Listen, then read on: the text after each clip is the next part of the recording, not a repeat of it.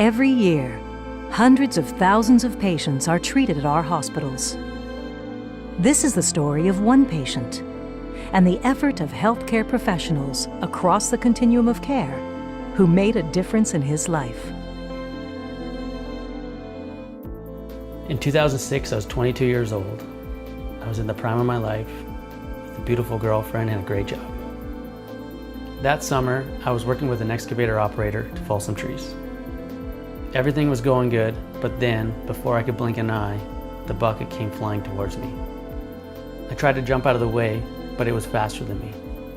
The bucket came down and impaled me in the pelvis and dragged me the full length of the machine.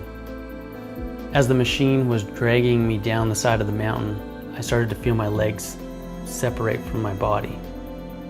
I remember laying there, losing blood, and they were trying to communicate to me, and their voices got so echoey I couldn't understand them anymore.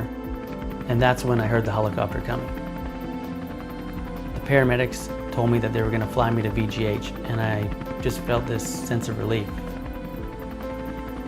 Then the paramedic said we're about to land, and I asked him if it was okay to go to sleep, and he said yes, and that's the last thing I remember. When Steve Howe rolled through the door, we knew we had very few minutes in order to turn things around and stop his bleeding and get things back on track. I remember my eyes rolling up somewhat when I first saw him, and I thought, we've got our work cut out here. I'm not sure this young guy's going to make it. The operating room was already alerted, the blood bank, we had blood available immediately. There was an entire team dedicated to looking after him, and all the resources that he needed we were able to bring to his bedside or to the operating room within a very few minutes.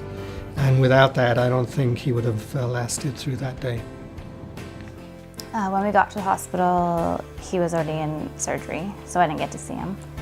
And I didn't know if I would ever get to see him, which was really scary for me, but he was so swollen. He was hooked up to machines and tubes coming in and out of everywhere, and it was definitely hard to see him like that. After that first life-saving surgery, or first two life-saving surgeries, we were on rebuilding surgery. So we were rebuilding some of the organs in his abdomen.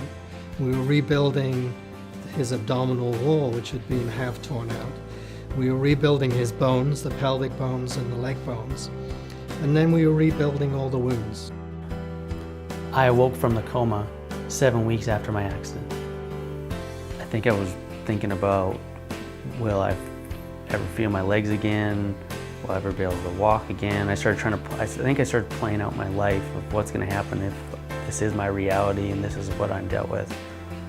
Over the course of my recovery, I had 78 surgeries. My right leg was so badly injured, they thought they might have to amputate it, and I didn't want that to happen. It was times like this, the dark times, when the staff of VGH helped me the most.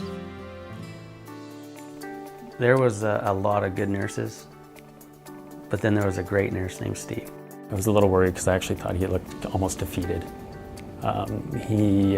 Every day, he'd get bad news about kind of what was going on with him, and each day, though, that I was with him, what I tried to do was something different or special that we hadn't done the day before, just in a hope that he would see that there were things other than just lying in bed. At the earliest opportunity that he was stable enough, we took him outside. So for somebody that was as sick as him, with as many drains and pumps and stuff attached to him, it took several people. He knew it meant a lot to me, and it made me feel good again. Making me comfortable and not miserable definitely helped me push through this to make it. So yes, he was a big part of me getting better. He's a stud for sure. I stayed at VGH for 6 months. Then I got discharged to GF Strong, where I met my physiotherapist Tracy, and she helped me regain my strength and confidence. When I first met Steve, he came down to physiotherapy in a very big, heavy-duty power wheelchair. He hardly spoke. He didn't make eye contact. He looked completely overwhelmed. I basically knew that it was going to be a lot of hard work ahead of us, and I'd have to gain his trust first before we were going to get anywhere. I worked with Tracy every day for weeks to get stronger.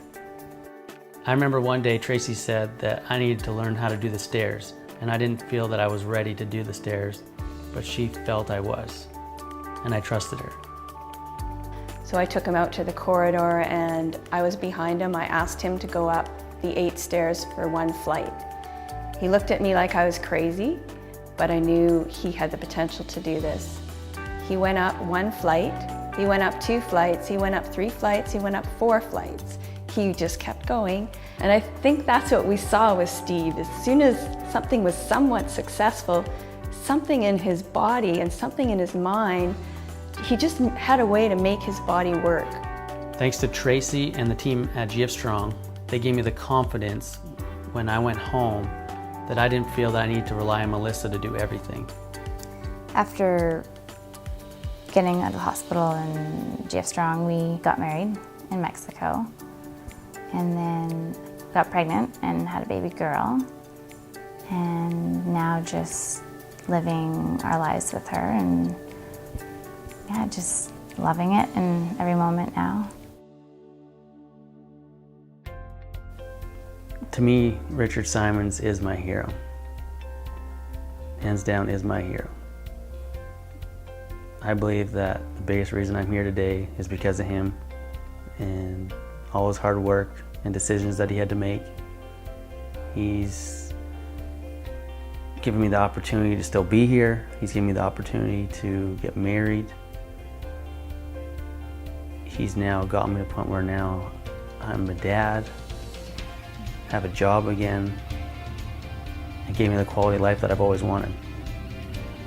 There is no one person who saves someone's life. This is a team effort of multiple specialty surgeons, specialized nursing care, ICU nursing care, rehabilitation care, physiotherapists, occupational therapists.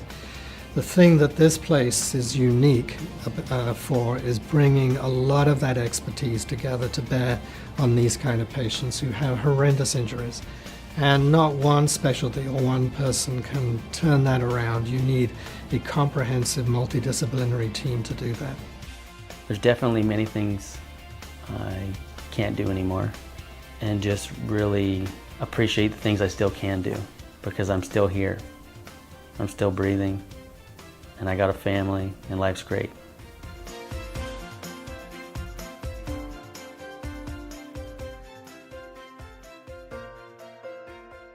By helping our hospitals, you are helping thousands of patients just like Steve.